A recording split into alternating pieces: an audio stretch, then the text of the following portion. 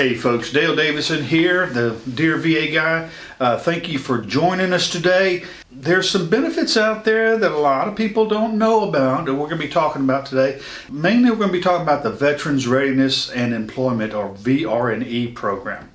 So, if you have a service-connected disability and you're rated at least 20% disability, or number two, if you have a service-connected disability, okay, at least 20%, but you're also determined by the VA to have what they refer to as a serious employment handicap, then you're not guaranteed anything in life but death and taxes, but you may be entitled to more money, okay?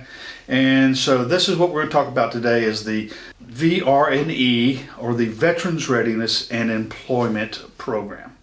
So, what's the catch, Dale? Because you're always telling me, hey, we got this great program here, but there's a catch. There's a little pesky thing called the 12-year rule.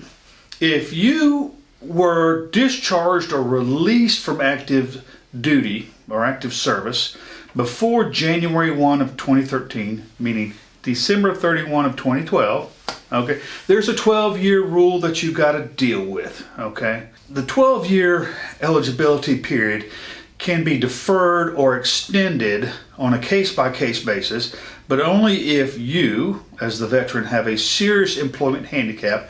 We're going to define that, okay? Or the commencement and or continuation of your participation in the VR&E program is prevented by your medical condition, okay, and you need some kind of rehabilitation that requires that this period the 12-year rule be extended. Now, what is a serious employment handicap? Now, this is a significant impairment that prevents you from finding, keeping, or preparing for employment, okay, that impacts your abilities, your interest, and your aptitudes. For instance, if you were a fighter pilot, now you have a 40% back issue, but you want to take on a job as teaching people to fly, okay, but you can't get that job because of your back issues now.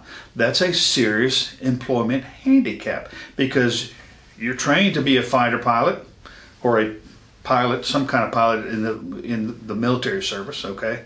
So that goes along with your aptitudes, your abilities, and your interest. More about the 12-year rule. Also, the 12-year eligibility period is stayed if you have an appeal to the VA decision denying benefits.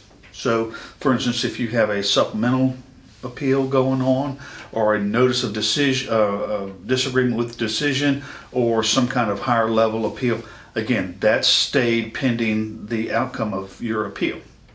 Now, again, if you were discharged or released from active service on or after 2013, don't worry about the 12-year rule. That does not apply to you.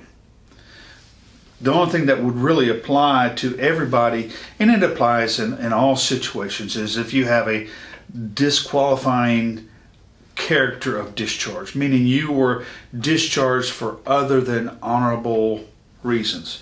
So if you received a medical discharge, you're fine. If you received an honorable discharge, you're fine.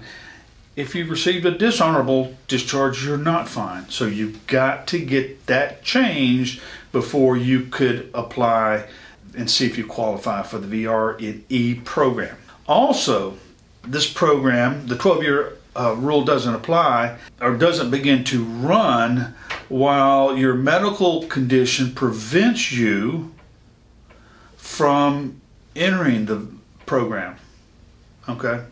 So we go back, so if you've got a medical condition and you need some kind of rehabilitation, then that 12-year period is stayed pending your rehab ending, okay? So again, to be eligible for VR&E benefits, the VA has got determined that you need program services and assistance to overcome an employment handicap. And we're talking about a serious employment handicap. Remember, that's finding, keeping, and preparing for employment, and employment that matches your abilities, your interests, and aptitudes. Meaning you just don't have to take any kind of employment. If you can't find the employment that matches your abilities, interests, and aptitudes, then that's what we're looking for. That's what the VA is looking for in order for you to qualify for the VR&E program. I keep repeating myself, okay? So if you have a service-connected disability evaluated at 20% disabling or more, okay, you're entitled to VR&E services if the need for these services and assistance is due to a serious employment handicap. Again, I'm repeating myself, but a serious employment handicap means a significant impairment resulting in substantial part from your service-connected disability. And that's you're rated at least 10% or more, and your ability to prepare for, obtain, retain employment consistent with your abilities and your interest and your aptitudes are consistent. So if you are at least 20% service-connected disability rating, you only need to show your need for services and assistance due to your serious employment handicap. So how do you show that? So normally you would show that through some kind of evidence. Maybe a vocational rehab person, you go to that individual and you have them assess you based upon your abilities, aptitudes, and interest, and saying, this is what I did in the service. I was a pilot. What jobs would I qualify for today given my disability? And that individual would be able to write a report based upon their knowledge and experience, and then you could submit that evidence to the VA. You could also submit, I guess, your doctor's reports or opinion saying that based upon his abilities and interest and aptitudes, even though he was a pilot in the service, his disability prevents him from pursuing those goals now. An employment handicap exists when you have, well, number one, a vocational impairment. Okay, that's an impairment of your ability to prepare for, obtain, and keep employment in the occupation or the job consistent with your abilities, your aptitudes, and your interest. Okay, so it's all about your vocation. What were you trained for? If you can't do those in the civilian life, then you may have a serious employment handicap. All right. Now, I'm not saying that. Well, I was a mortarman, or I was a tanker.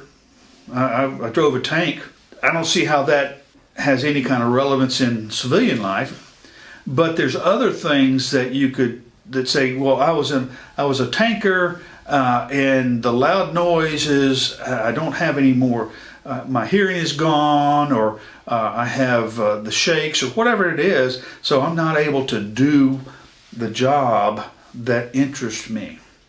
This is what interests me according to my vocational rehab person, and these are the jobs that I qualify for, but they're not in my interest, abilities, or aptitudes. We're talking about suitable employment in terms of gainful employment, okay? In such that employment must not aggravate your service-connected or non-service-connected disabilities. So go back to the example where I use the pilot. Now, the pilot loves to fly, can't fly anymore, so can't take a job in a flight school because wants to train new pilots, new people who want to fly. That may be suitable employment to sit at a desk, okay, and that may be gainfully employed, but it's still a serious employment handicap because it's not in keeping with that pilot's abilities, aptitudes, and interests. So again, concentrate on abilities, aptitudes, and interests. All right. So you can establish vocational impairment even if you're currently gainfully employed. Take my pilot example. He may be gainfully employed as, I don't know, let's say a greeter at Walmart. Okay?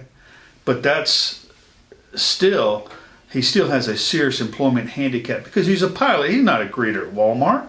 He doesn't run a cash register or doesn't run some kind of retail store. He's a pilot, okay? So that's a serious employment handicap. But good news here. Now, I think it was April 1st of 2021, the VA no longer counts the use of VR&E benefits against the 48-month limit on GI benefits, okay? So a lot of times the VA will count this benefit against that benefit. That's not so with the VR&E and the GI Bill now. But with good news, there's always bad news, okay? So what the government has given the veteran, they can also take away. So the use of the GI Bill benefit does continue to count against the 48-month limit on VR&E benefits. Always remember, because the VA is in charge and they're the government, okay, they can prioritize the provision of VR&E services based on needs, considering your disability rating, severity of employment handicaps, your qualifications for independent living, income, and other factors. If you're knocking down six figures and you thinking that, well, I'm going to qualify for VR&E, you may, okay, but just know that the VA can take into account your income as a factor of whether or not you qualify for this program. So, look, regardless of everything I've said, and this is temporary, the VA can offer VR&E benefits to you if you have a service-connected disability and awarded total disability benefits based on individual unemployability that occurs after a certain period of time. Remember that TDIU video that I did? Okay, total disability. All right, so if you're receiving total disability, you're entitled to be evaluated to participate in the VR&E program and are entitled to a 12-month trial work period in which they look at your individual unemployability compensation rating. Your TDIU rating cannot be reduced during that 12-month period.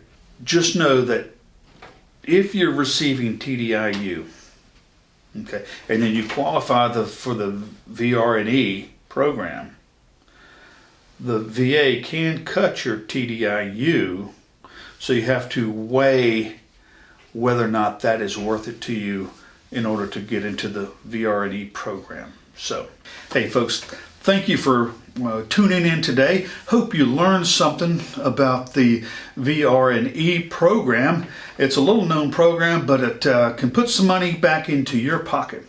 So hey, check out this video. Get more money from the VA that I did a couple of months ago. And until next time, be blessed.